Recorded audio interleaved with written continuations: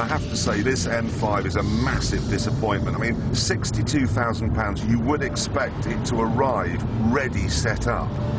You know, why should you spend all that money? It's not flat-pack furniture, you're not saving money, it's expensive. BMW are the experts.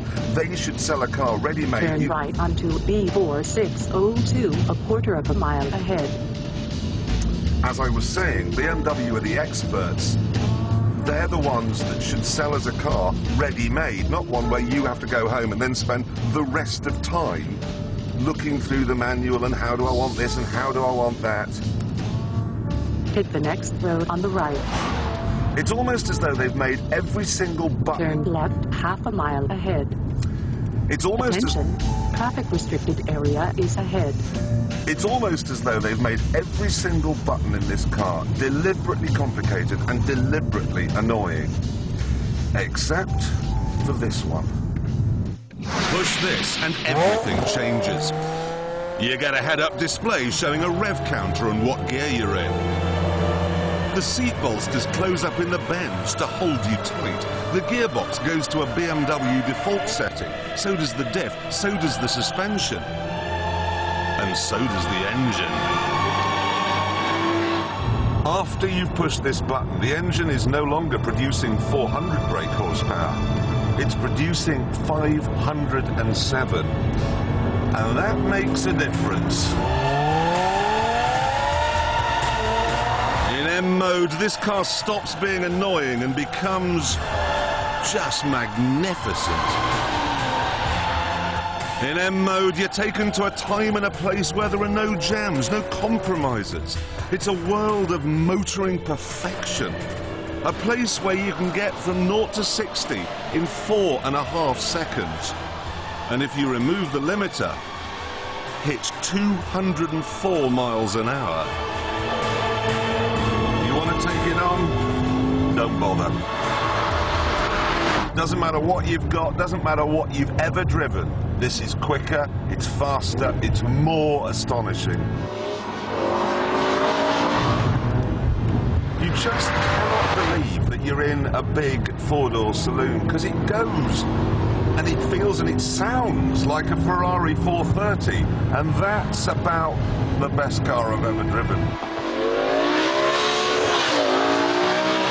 Oh, yes. When you're in a car this fast and this tactile and this responsive, you no longer care about the stupid indicators or the sat-nav woman or what's on the radio. Ooh. The steering, the brakes, the power, and this noise. The driving experience just dominates everything. Amazing, isn't it? That this is one of the ugliest and most annoying cars in the world. But at the touch of a button, it becomes one of the very best. It becomes an M5.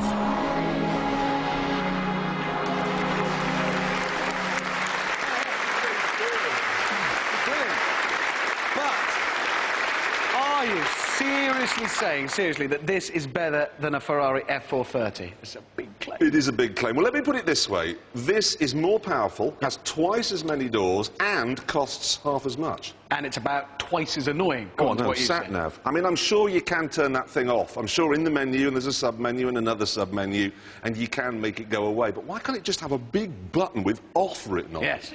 Or maybe a big hammer with off written on it. Off! That'd be quite useful in everyday life. Mobile phones, off. Yes. Beggars. You got any spare off! Yes. See? Yeah. Brilliant plan. Anyway, we've got to find out how fast it goes round our track, so let's bring him out again. It's the Stig. And there he goes. Plenty of wheel spin, because, of course, the Stig has the car in M mode, and that means the full 507 brake horsepower. Here we go, first corner. Look a bit nervous, actually, on the way in. And a lot of tyre squeal, and oversteer on the way out. Turn left half a mile ahead. Oh dear, the sat-nav appears to have distracted the Stig there. Look, very wide into Chicago and very slippery on the way out. Okay, into Hammerhead. Big, heavy V10 lump at the front. Will it make it understeer? No, it doesn't. Look at that. That's very smooth. Stig doing very well there. That little bit of drift on the way out there. Van de Graaff generated. Not one of my favourites, must be honest. Maybe a heavy car. Feels light and nimble round the track, though. And here it comes. Ooh, look at that. Very fast. Stig's in the groove now. I have to say the BMW's ABS is very aggressive. Cuts in too early for serious late braking. Doesn't seem to have upset Stig. He's on the grass. Coming round Gambon.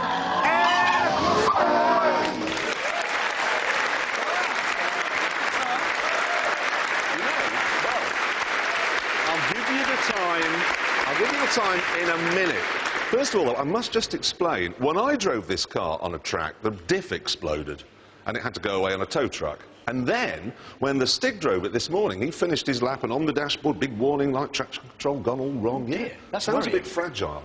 Even so, despite that, he did it in 1 minute, 26.2 seconds, which is there. That's good. It's good. I mean, for a four-door saloon, it's awesome, and nearly everything in front of it, look, is a supercar. I mean, it's half a second quicker than that Merc, the CLS 55. I just somehow thought it was going to be quicker. I still think, despite the fragility and that, it's an epic car. I mean, just brilliant. Yeah, I'm with you, actually, and so are a lot of other people. There's already a 2-year waiting list for one of them. There is. That's nothing, though. Did you know the waiting list to get tickets for this show is 19 years? It is. So, on that basis, Top Gear is 9.5 times better than the M5. Yes, it is.